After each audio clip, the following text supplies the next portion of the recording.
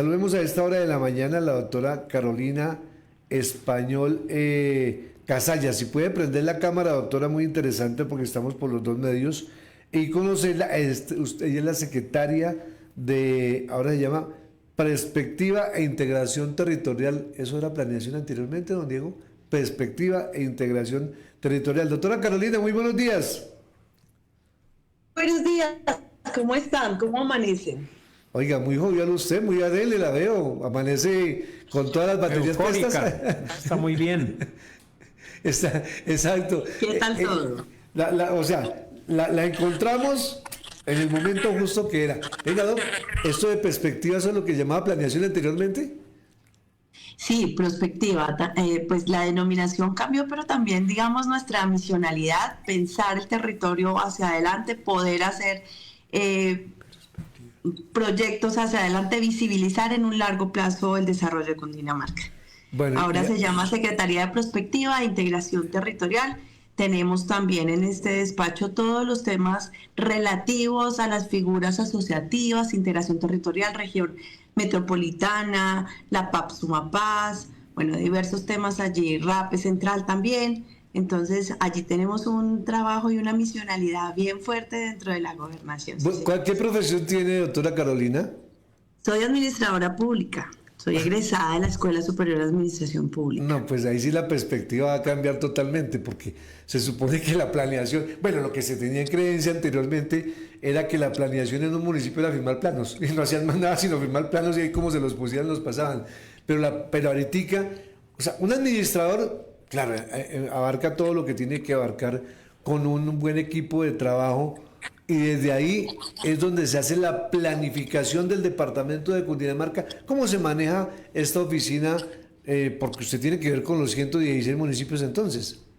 Claro, pues nosotros, digamos, ahí está, nos dicen nuestros compañeros, usted tiene el cerebro de la gobernación y por supuesto, aquí tenemos la dirección de planificación estratégica, que es la dirección donde se piensa el plan de desarrollo, donde se articulan también las políticas públicas. Tenemos también la dirección del seguimiento del plan de desarrollo precisamente, o sea, cómo vamos cumpliendo con nuestras 395 metas de gobernando más que un plan. Tenemos también a finanzas públicas, que allí radica todo el apoyo a los municipios en temas de cómo van dentro de sus presupuestos, cómo van dentro de sus indicadores de endeudamiento, toda su fortaleza fiscal, y banco de proyectos, que básicamente para todos nuestros oyentes, la forma que tiene la gestión pública de poder invertir es a través de proyectos de inversión. Entonces no se puede hacer una inversión si no hay previamente la formulación de un proyecto, y en ese orden de ideas, pues esta dirección cobra una relevancia muy importante, no solamente en los municipios, en el apoyo que se le da, ese fortalecimiento en los bancos de proyectos, sino al interior de la gobernación y en la fortaleza que hay que darle precisamente a la estructuración de buenos proyectos, que son la forma en que se implementan nuestros recursos de inversión del plan de desarrollo. También tenemos allí los temas de regalías y uno muy importante, que es la dirección de ordenamiento territorial, donde se hace todo, se hace el apoyo al ordenamiento territorial en los municipios, es la dirección de desarrollo territorial, y allí se tiene básicamente esos dos temas, ordenamiento territorial y todas las formas de integración territorial.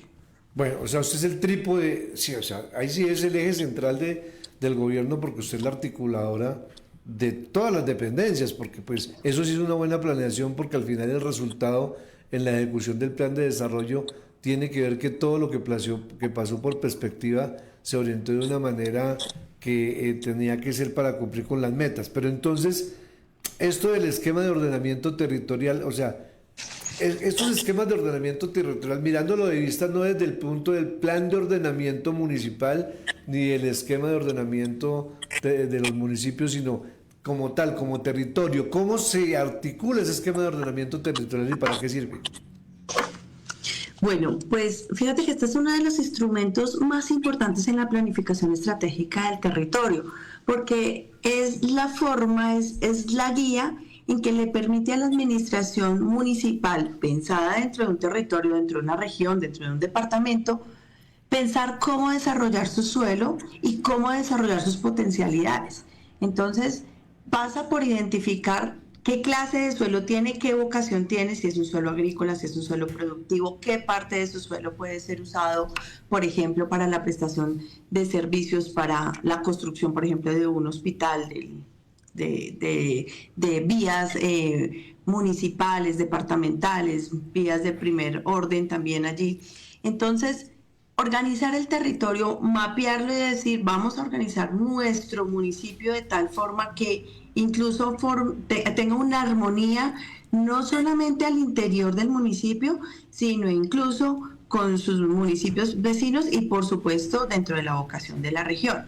Entonces, la suma de las cosas, la suma de esos planes de ordenamiento territorial, de esos esquemas de ordenamiento que van cambiando el nombre según el número de habitantes, tienen unas exigencias distintas, pero en general el instrumento es el plan de ordenamiento territorial. En algunos municipios se llaman esquemas de ordenamiento territorial, en otros planes de ordenamiento, según el número de habitantes, pero básicamente lo que le permite es organizar el suelo, organizar los usos del suelo, saber cuál es el suelo urbano, cuál es el suelo rural, cuál es su suelo de expansión, cuál es su suelo agrícola, cuál es su capacidad y su vocación productiva. Incluso una de las bondades, creería yo también, es identificar dónde hay riesgos, ¿sí? La identificación de riesgos y amenaza de desastres también le permite a los municipios, por ejemplo, dar o no una licencia de construcción. Le permite también identificar qué obras son necesarias para, por ejemplo, mitigar la posibilidad de una erosión o una pérdida de banca cerca a una ronda de un río. Y en ese orden de ideas, el municipio, además de crecer ordenado, pues crece seguro. También nos permite identificar cuáles son esas zonas y esos ecosistemas naturales que hay que preservar y cómo hacer la vida alrededor de ellos. Entonces, creo que es una de las herramientas estratégicas, incluso tiene una vida mucho más larga que la de un plan de desarrollo municipal. Los planes de desarrollo tienen municipales y departamentales e incluso nacionales tienen una vigencia de 4 años, mientras los planes de ordenamiento territorial tienen una vigencia de 12 años porque está pensando el territorio a mucho más largo plazo. Doctora, quisiera hacerle una pregunta frente a este último tema que toca usted sobre el ordenamiento territorial, porque uno lo que mira sobre todo en los municipios de Sabana es que su ordenamiento territorial en las diferentes categorías realmente lleva 20 años y no se ha modificado por 24 llevamos 24, acá. exacto. Están en la CAR allí en esta parte y lógicamente uno lo que ve es que se ha detenido pues el desarrollo en base que no está estipulado, eso que es fundamental. ¿Qué sugerencia le hace a los municipios y sobre todo a los alcaldes y a los concejales que son los que tienen que ver con esta materia, donde muchos se han mostrado temerosos en virtud de el INRI que tiene estos PBOT de decir que es un cambio de uso de tierra ilegal y que para beneficiar a diferentes sectores? ¿Cuál es la opinión suya y el mensaje precisamente en esa perspectiva del departamento de Cundinamarca, doctora? Pues mira, lo primero que hay que decir acá es que desafortunadamente esto que tú mencionas es un mal que aqueja a todo el país, no solamente a Cundinamarca. En la última estadística que se tiene de los planes de ordenamiento, más de 900 municipios de los 1.105 del país tienen sus POTs desactualizados. Nosotros no somos la excepción. Ahora, precisamente en Sabana Occidente, la mayoría de los municipios están, los que no tienen ya actualizado, porque hay un buen número de POT desactualizados, pero hay otros que están en procesos de concertación ante la CAR, porque precisamente en esto que te contaba de identificar esas zonas de preservación ambiental y esas zonas hídricas, posibles bosques que hayan allí, cuencas, bueno, y todo lo que tiene que ver en relación con el medio ambiente, tiene que surtir un proceso de concertación con las corporaciones autónomas. Y en ese orden de ideas, pues van en el proceso, es un proceso largo, y ahí estamos con muchos municipios haciéndoles el acompañamiento técnico precisamente en esos procesos para lograr que se actualicen. Pero respecto, y para ser concreta con tu pregunta, el plan de ordenamiento territorial, su formulación, creo que es una de las formas más auténticas de expresar la autonomía y la descentralización en Colombia.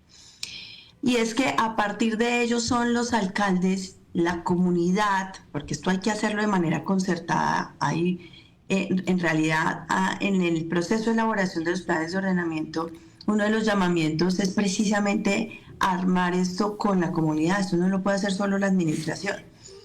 Entonces, en esa construcción conjunta, comunidad, alcaldía y consejo, por supuesto, porque son los consejos quienes lo aprueban, es donde se expresa precisamente el reconocimiento del territorio y la autonomía que tienen sus habitantes y su administración para poder determinar cuál es el uso racional del suelo. Por supuesto, hay unas autoridades como las corporaciones que le dicen, estos son los límites, hasta que usted puede llegar, usted no puede tocar estas zonas de reserva o tiene que hacer ciertas intervenciones o puede llegar hasta digamos, como con ciertos condicionantes, si se puede decir de esa manera. Entonces, con esto lo que te quiero decir es que la invitación es a que todas las administraciones actualicen sus planes de ordenamiento.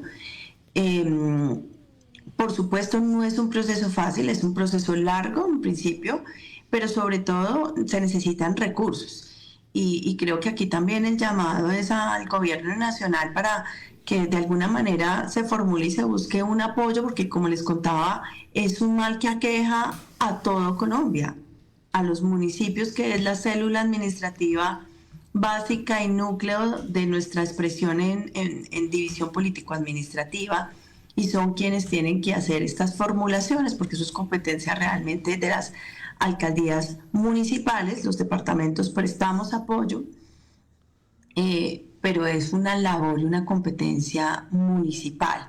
Y esto cuesta, y cuesta un dinero importante dentro de los presupuestos que tienen los municipios, y entonces pues aquí también habrá que buscar la forma de ayudar a apalancar recursos que les puedan contribuir a las administraciones a actualizar sus planes de ordenamiento territorial, que como te digo pasan por muchos filtros y también tienen unos procesos de concertación complejos y no son una cosa muy sencilla de sacar en tiempo, pero es la herramienta clave para pensar en el desarrollo del territorio. Bueno, con el conocimiento que se nota que tiene usted, por eso está como jefe de perspectiva, esto es una pregunta para suponerla en el sentido de que usted la llevamos a asesorar una ordenanza o ni siquiera es ordenanza, Acuerdo. Un acuerdo a nivel nacional,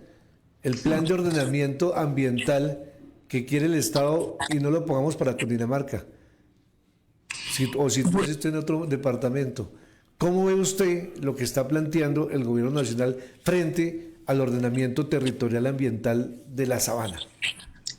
Bueno, pues te agradezco muchísimo la pregunta concatenada con esto que te cuento del plan de ordenamiento territorial y lo que significa esta herramienta, porque fíjate que en la ley del plan de desarrollo del gobierno Petro modificó la ley 388, que es la ley de los planes de ordenamiento territorial. Entonces le dijo, venga, sobre todas las cosas vamos a tener unas prioridades. Una de las prioridades son los lineamientos en materia medioambiental. Ese es el número 1. Y en eso estamos de acuerdo. Hay que preservar el medio ambiente, hay que tener en cuenta las riquezas hidrológicas, ríos, lagunas, intervención humana, dónde están los humedales, dónde están los bosques. Eso hay que revisarlo para hacer el ordenamiento alrededor de estos recursos naturales, que de hecho son a largo plazo lo que nos va a garantizar la vida, la disponibilidad de agua y seguramente también a contribuir a otra de las determinantes, que es la seguridad alimentaria. Entonces, en torno a esto, lo que ha dicho el ministerio, particularmente para la Sabana Norte y otros municipios más, realmente tiene un proyecto de resolución que acoge 40 municipios contando Bogotá, y 4 de ellos son del departamento del Meta, 34 nuestros de Cundinamarca y Bogotá. Entonces, ¿qué le dijo? Vamos a poner estas determinantes y con ello declaramos que aquí no se puede hacer mayor intervención humana, porque queda como una determinante de primer orden y eso tiene un privilegio y no tendría uno cómo hacer ahí alguna intervención. Adicionalmente le dijo, en el suelo rural y el suelo de expansión urbana se va a declarar como suelos con capacidad y con vocación exclusivamente agrológica, agropecuaria y forestal. En ese orden de ideas, pues digamos, uno con la finalidad de cuidar el medio ambiente dice, esto está perfecto. Pero cuando mira esas declaratorias y esas limitantes, en la forma en que fueron establecidas, ahí es donde tenemos una gran diferencia con el gobierno nacional.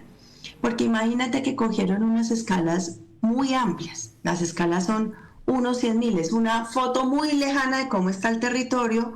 Y entonces, por ejemplo, Funza, Madrid, Soacha, se ve que son un solo humedal. Entonces, básicamente le dice, aquí le declaro que todo es un humedal y usted no podría hacer ninguna intervención. Entonces, un poco lo que ha estado en el debate precisamente es, nosotros estamos de acuerdo en hacer un ordenamiento alrededor del agua, reconociendo la riqueza medioambiental y la preservación de los bosques, de los páramos, por supuesto. Tenemos que ser sensatos y reconocer que mucho de nuestro crecimiento urbano y rural ha sido de manera desordenada. Entonces, estamos de acuerdo en la finalidad. Lo que no hemos estado de acuerdo es en el cómo, en los instrumentos y los partícipes. Porque las administraciones municipales e incluso nosotros, gobernación, no hemos sido tenidos en cuenta en la forma en que uno pensaría de sentarse a revisar cuáles son esos instrumentos, esas escalas, esa cartografía existente y mirar cómo se escriben esos lineamientos. Hoy en día es solamente un proyecto borrador, pero en torno a eso es que se formó toda esta polémica. Lo que nos dicen los expertos es esa escala 1/100.000 tan lejana no le permite tomar decisiones. Las decisiones se toman por lo menos con una escala de 1/20.000, o sea, mucho más cerca del centímetro para reconocer hasta dónde llega la ronda de los ríos, dónde es que está realmente el lago, dónde es que está el humedal y poder en torno a eso, digamos, ir acotando esas superficies que habría que preservar.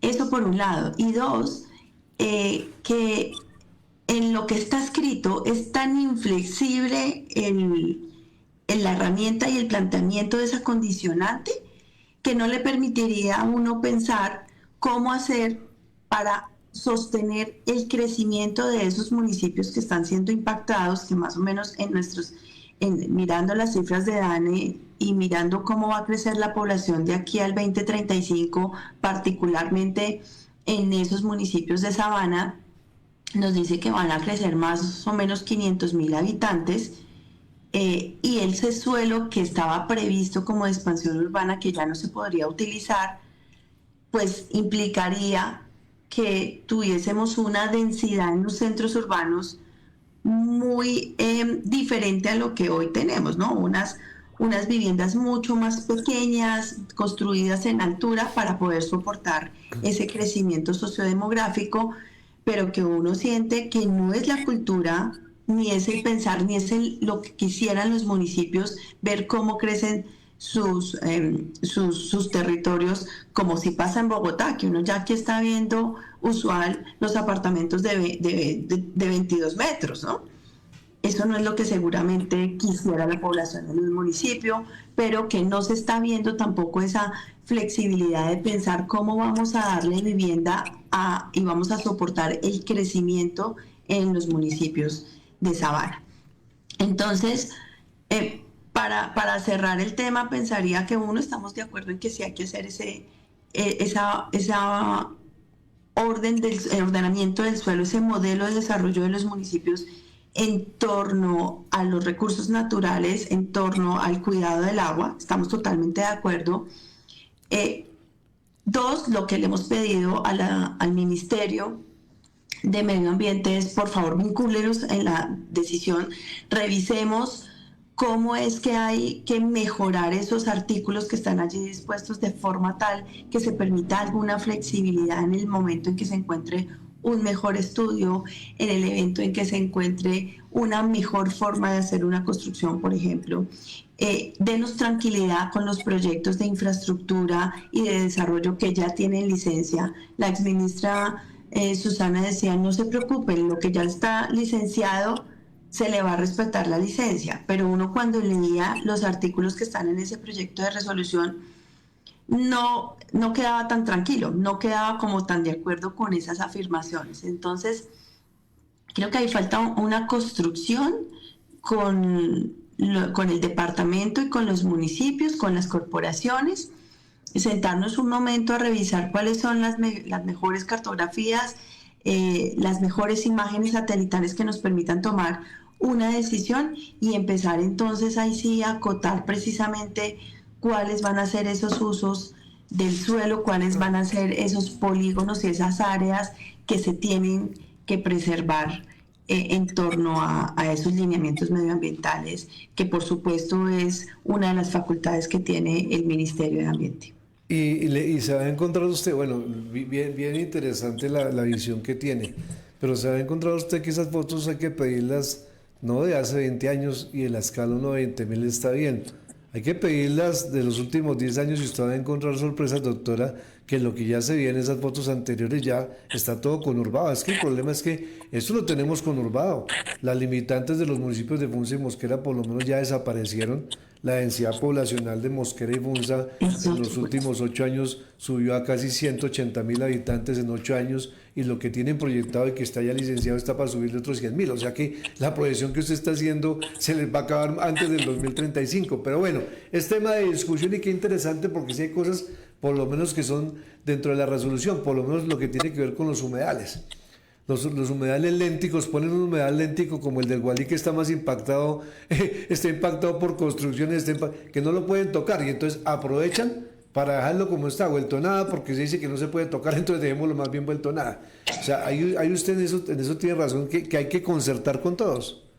Sí, y precisamente es como revisar cuáles son esos usos ya consolidados del suelo y qué se puede hacer para preservarlos y en realidad también hay un tema que también ha estado en las discusiones con los técnicos y es que hay que reconocer que Bogotá y Sabana sí se construyeron sobre un humedal, eso es histórico, sí, claro. Pero está la intervención antrópica, nos construimos como la capital aquí en el caso de Bogotá y alrededor todo el desarrollo ha estado en torno a eso que genera la dinámica de estar en el centro del país, en la capital, en donde producimos el mayor, entre Bogotá y Cundinamarca, se aporta más o menos el 31% del PIB nacional, donde está todo el centro de la economía del país, por donde pasan y se conectan las carreteras de norte a sur en Colombia y de oriente a occidente, entonces este es el centro. Entonces sí hay que reconocer que hay que cuidar el medio ambiente, pero también hay que ponerlo en equilibrio, buscar ese punto clave en que nos permita tener ese desarrollo sostenible, reconociendo también que hay una intervención y una necesidad antrópica del ser humano de buscar el desarrollo en su territorio. Venga, déjeme apuntarle un tema, usted que está en la perspectiva departamental y ya que está aportando a eso. Mire, se acaba de presentar el plan de expansión de la 63 Aeropuerto del Dorado y circunvecinos. Y nosotros tenemos una vía que parte al occidente, que es la 9ª, que es la que viene de Chía a Girardot. Y la 63 termina ahí, termina exactamente sobre la 9ª, que ya es un caos, y no hay una proyección donde se debería por lo menos dejarla trazada a futuro, que esa 63 vaya hasta el límite de la sabana, que es facultativa, y tenga una salida paralela con la 80 y la 13.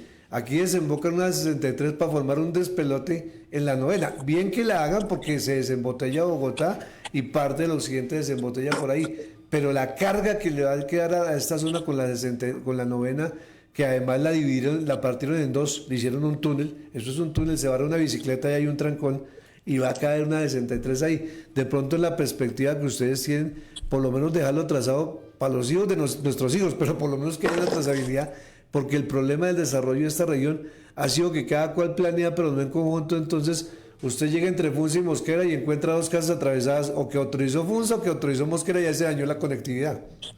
Sí, yo creo que, digamos, usted tiene razón, en esto hemos estado muy demorados como país y como región, pero precisamente en el seno de la región metropolitana se han analizado esas dinámicas y esas necesidades, y creo que ahí se dan esos espacios de valor entre el alcalde y el gobernador para poder llegar a esos acuerdos. Entonces, era una primera fase que ojalá y se logre, porque también aquí pues se requiere avanzar decididamente con los estudios y diseños, con intervenciones interregionales para poder tener esa ampliación de la avenida 63, y ojalá en una fase segunda pudiésemos pensar precisamente en ese desembotellamiento de lo que se generaría en la sabana, ¿no? Que esos son los planes a futuro. Pero nos toca ir por partes, nos toca ir fase a fase y vamos a empezar aquí con esta ampliación de la 63, sí señor. Bueno, digo, entonces continúa aquí. Entonces, doctora, mire, el sistema general de regalías, el tema que tiene que ver con regalías, ¿cómo está el proceso? ¿Cómo se entorna ese proyecto que tiene el Estado y que dice, bueno, vamos a trasladar, vamos a enviar para allá? ¿Cómo beneficia o no beneficia a los departamentos hacer esa parte? No, por supuesto que sí. Desafortunadamente, los departamentos, y esto con ocasión incluso a la reforma constitucional del Sistema General de Participaciones, se ha traído a la agenda pública la situación financiera de los departamentos, que aproximadamente y en promedio tienen tan solo un 17% de sus presupuestos para libre destinación.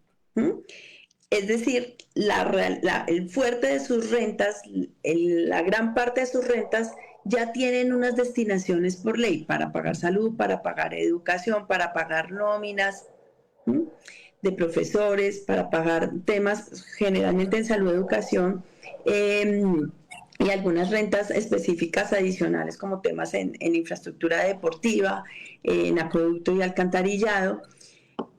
Y no nos deja una movilidad para poder pensar en otros proyectos, no nos deja una movilidad financiera. Entonces, ahí es donde el Sistema General de Regalías cobra una gran relevancia, es precisamente porque esos recursos del sistema de regalías sí le permiten una libre destinación, y me refiero a libres porque los departamentos y municipios pueden elegir cuál es el sector de inversión entre los 14 sectores de inversión existentes en Colombia, de a qué apuntarle. Entonces, si quieren hacer una vía, si quieren hacer el mejoramiento de alguna infraestructura particular de la administración, si quieren, por ejemplo, invertir haciendo sus planes de ordenamiento, pero pues claro, ningún recurso resulta suficiente. Y en el caso particular de Cundinamarca, por ejemplo, vemos la necesidad de cubrir el plan de alimentación escolar, que no alcanza a ser cubierto con las destinaciones específicas ni con los recursos que el gobierno nacional traslada para tal fin, que resulta ser como una tercera parte de lo que se requiere en un año. Entonces, tenemos la libertad de elegir en qué recurso de inversión, no obstante muchas necesidades que cubrir, y el Sistema General de Regalías creo que se vuelve de alguna manera ese salvavidas para los municipios y para los departamentos para poder orientar ese recurso a las necesidades primordiales que no alcanzan a ser cubiertas con las destinaciones específicas o con los pocos recursos que tenemos de libre destinación. Y contarte que pues tiene unas particularidades y se maneja distinto frente al presupuesto ordinario, y particularmente nosotros, la gobernación de Cundinamarca del gobernador Jorge Emilio Rey, fue elegido el año pasado por los gobernadores como representante de los departamentos no productores de recursos naturales no renovables para que los representara en algo que se llama la Comisión Rectora. La Comisión Rectora es como la Junta Directiva del Sistema General de Regalías. Allí participa el Gobierno Nacional, el Gobierno Municipal y los gobiernos departamentales, y hay algunos invitados que tienen voz pero no voto, y se toman algunas decisiones importantes.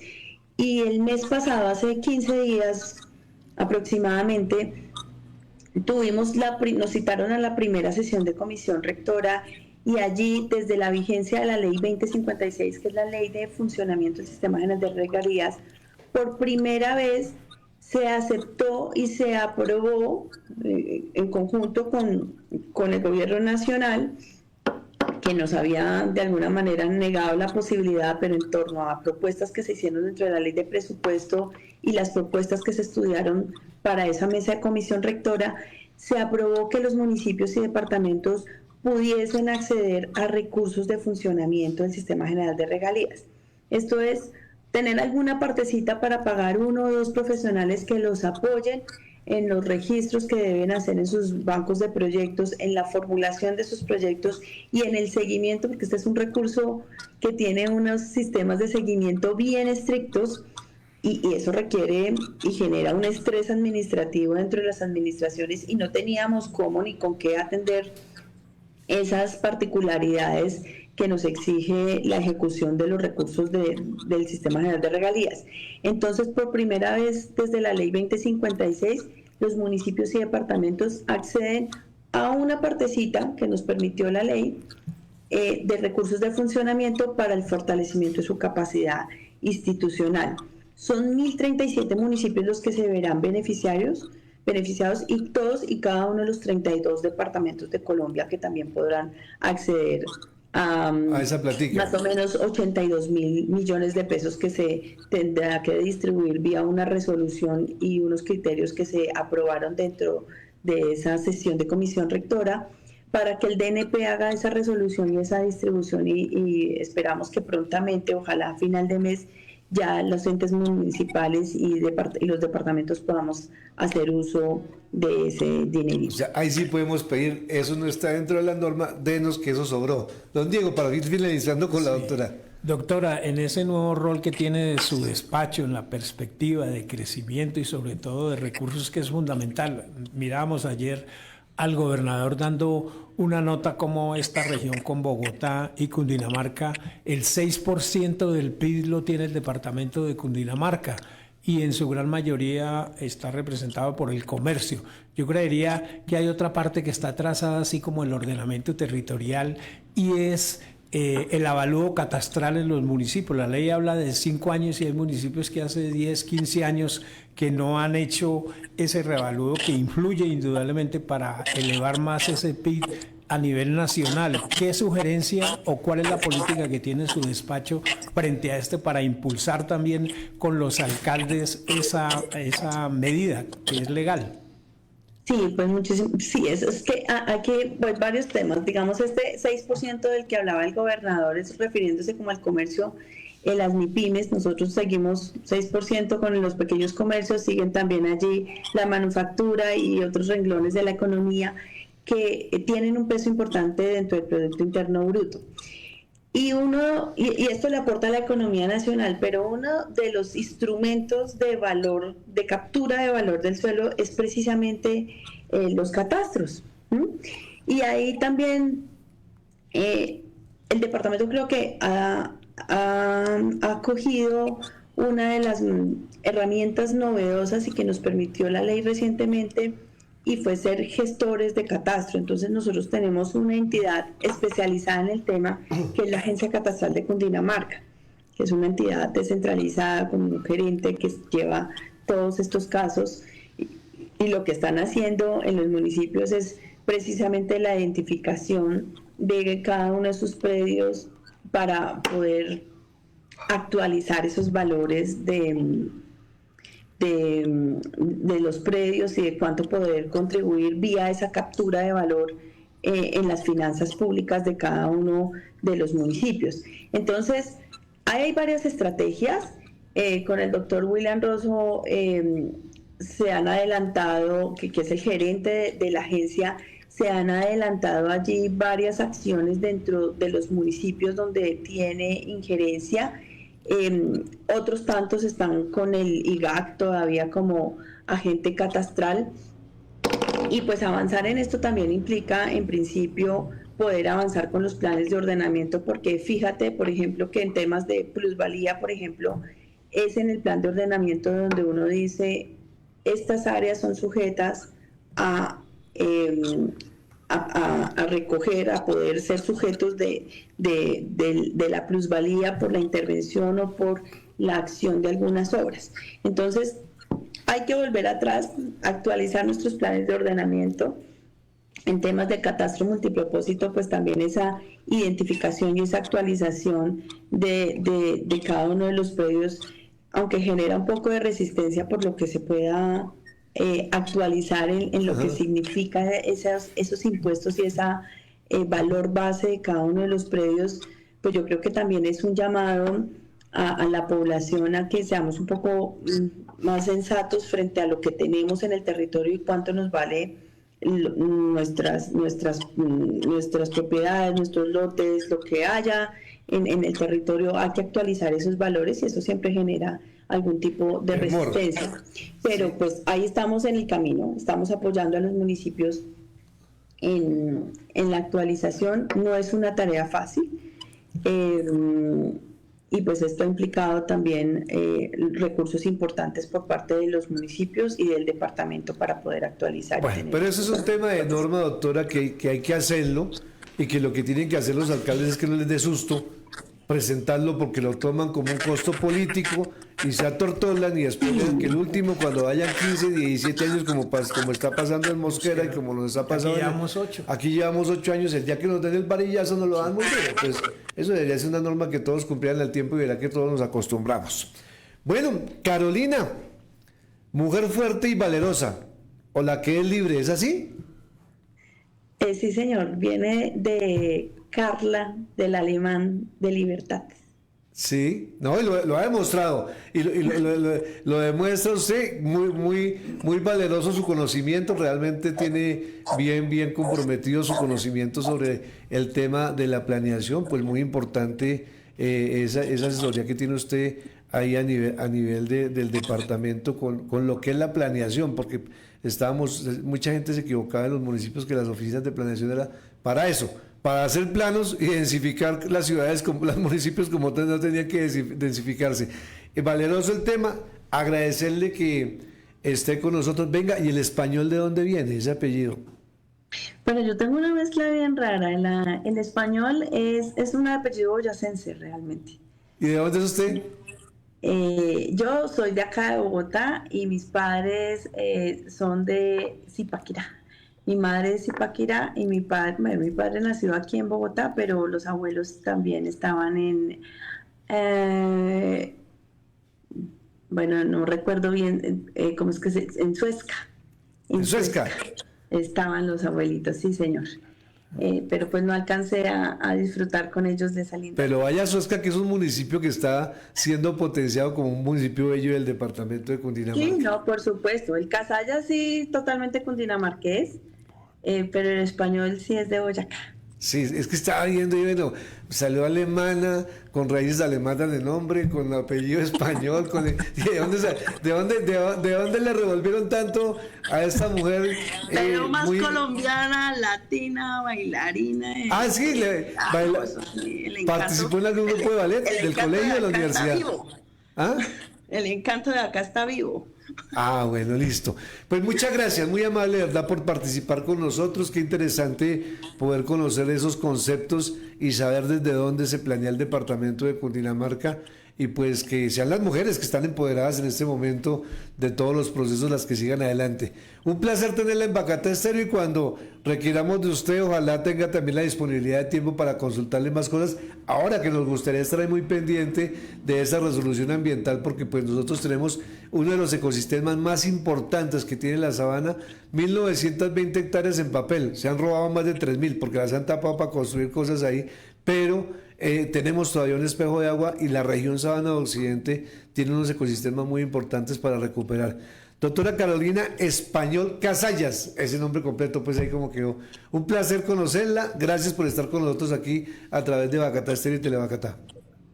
Mil gracias a ti y a todo el equipo, a todos los que nos están escuchando, que nos sintonizan en este momento. Muchísimas gracias. Aquí estamos cumpliendo desde la Secretaría de Prospectiva e Integración Territorial, súper atento siempre al llamado y disponible, por supuesto, a atender a la población directamente. Somos una oficina de puertas abiertas y también, digamos, como espejo al señor gobernador, que es tan cercano a la comunidad y le gusta estar recorriendo los territorios. Así estamos también en Prospectiva. Venga, una última, ¿usted es la primera mujer que va en la cartera de planeación? No, señor, hayan habido algunas secretarias anteriormente, o por lo menos eso he visto en las hojas de vida, pero pasadas, Sí. Pero hasta luego, un abrazo, muchas gracias. Bueno, feliz resto de día, feliz semana y atenta a lo que se requiera.